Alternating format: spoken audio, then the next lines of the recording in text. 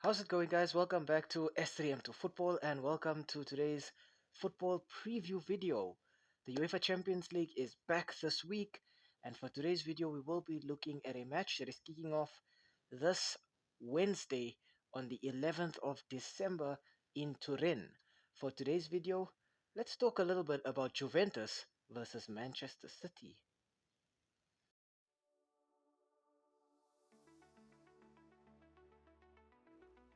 We start off our team analysis in this one with the home side being the Bianconeri of Italy.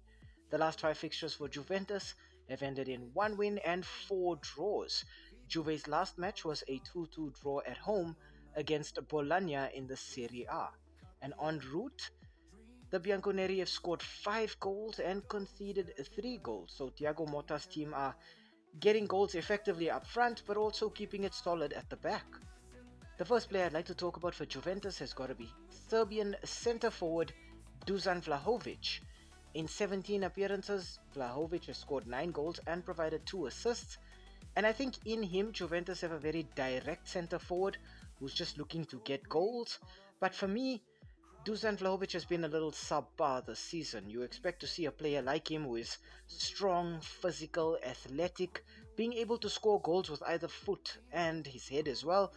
But so far, Dusan Vlahovic is still struggling to get his form going for Juventus. Next up, I want to talk about Portuguese right winger Francisco Conceição. In 14 appearances, Conceição has scored 2 goals and provided 5 assists. And for me, when I look at Conceição, I just see a creative force out wide for Juve. A player who's quick, who is intelligent, who can pass, who can dribble, who can score. I'm expecting to see big things in the future from Francisco Conceição. And finally, I want to talk about Italian defensive midfielder Manuel Locatelli. In 18 appearances, Locatelli has no goals or assists as yet, but in him I see a holding midfielder for Juventus who's very calm and composed. He can win the ball back, he can operate as a deep line playmaker, but with Locatelli, I think Juve have a typical orchestrator kind of player operating in the heart of their midfield. In terms of absentees, Juve have been rocked by a number of injuries this season. Firstly, Andrea Cambiaso at left back, Bremer at centre back, and then the duo of McKennie and Douglas Luiz in the midfield. I think Milik up front at centre forward is also out, and that means that coach Thiago Motta has a lot of work to do with his team. I think he's still going to look to line them up in their 4-2-3-1 formation, looking to play on the counter attack, just absorb as much pressure as they can from the opposition, and then unleash in a matter of seconds. Dusan Vlahovic at number 9 as that centre forward, and then Tuyan Koopmeiners playing in that number 10 playmaking role will be looking to link up and either score or provide assists in this fixture.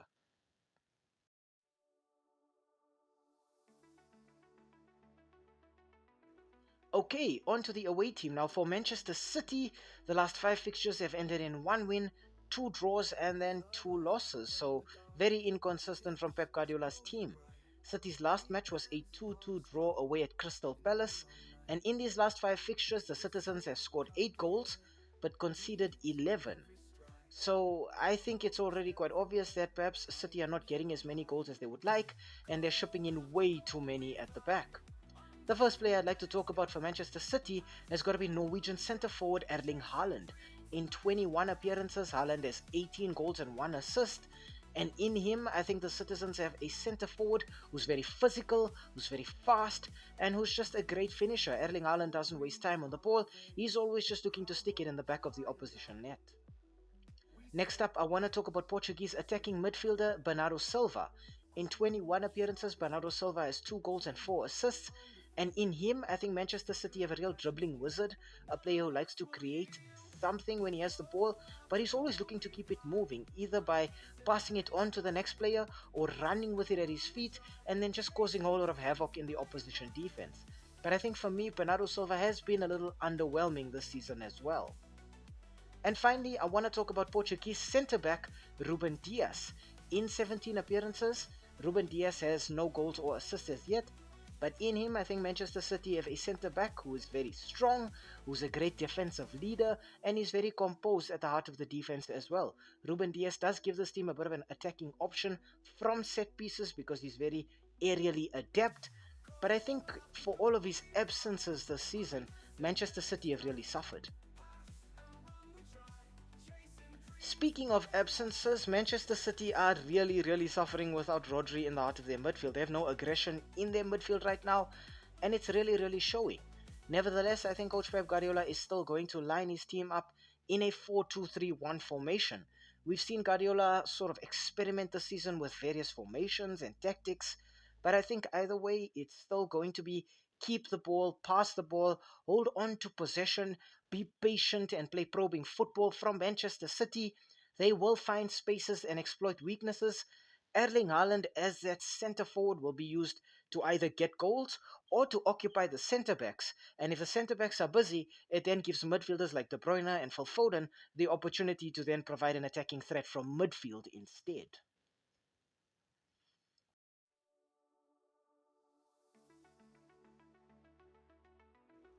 Okay, so on to the head-to-head between these two teams. Now, these two teams have met a few times in the past, but a lot of those matches, or a few of those matches, were very old. And I think it's important to just stick to relevant fixtures that could influence this one. So I'm going to go with the last four fixtures. And the last four fixtures between Juventus and Manchester City have ended in 2 wins for Juve and then 2 draws separating the two teams. So City have yet to best the Bianconeri. In these last few fixtures, Manchester City have scored 3 goals and Juventus have scored 5 goals. So there too, the Bianconeri look like they're leading the race. In terms of the Champions League table, Juventus are 19th with 8 points, while Manchester City are 17th with 8 points as well. So equal on points, but 2 places separating the two sides. And right now, everything to play for in these closing stages of the UEFA Champions League group phase.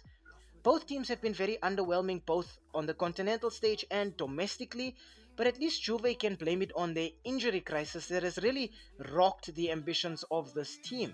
Juve are at least still in the Scudetto title race, but for Manchester City without Rodri, this team looks very fragile in the heart of their defense and in their midfield, and as a result, City have really now put all of their title ambitions at risk. They are now out of the EFL Cup. They're looking to perhaps be knocked out in the FA Cup in the next round with them playing in this terrible run of form. And now in the Premier League, you could say they're out of the title race altogether, with Liverpool running away with the league right now.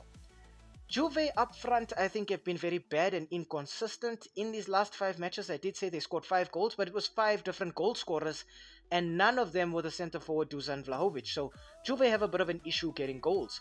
City, on the other hand, have no issue getting goals. Erling Haaland is still scoring, the team is still creating. But defensively, Manchester City look terrible. And then defensively, Juve look great. So it's just a whole lot of contrast between these two teams. Dusan Vlahovic is underperforming as centre forward for Juve. Erling Haaland is overperforming or perhaps just getting really good numbers for Manchester City as expected. Defensively, Juve are good. Defensively, City are bad. But in the midfield, I think here also there's a bit of problems for these teams. I think it's been an issue for them to just gel together. A lot of players have been injured. They're still struggling with injuries right now. And I think it's just a case of who plays worse on the day. Both of these teams also don't have ideal build-up coming into this one. And Manchester City have to worry about playing Manchester United next week in the Premier League in the Manchester Derby. So they have problems in this one, and they have big problems to look forward to next week as well. Juve have lost 1 match this season, and it was at home in the Champions League against Stuttgart. So Juve have actually been very good on the road, but knowing that they're playing this one at home, knowing that defensively Juve look good, I think Juve can get something out of this match. But if I look at City up front, I cannot write them off too easily. Even though City have been very clumsy at the back and it looks like they're imploding defensively, offensively they're still playing very fluid attacking football, and I think they're still going to get goals. I think both teams do need full points here, and I think for City, they might start to get a little desperate knowing that they're also struggling domestically as well. My score prediction for this one is going to be Juventus 2, Manchester City 2. I think both teams score, perhaps from errors or from very good build-up play, but I do think that the two sides will be inseparable on the day.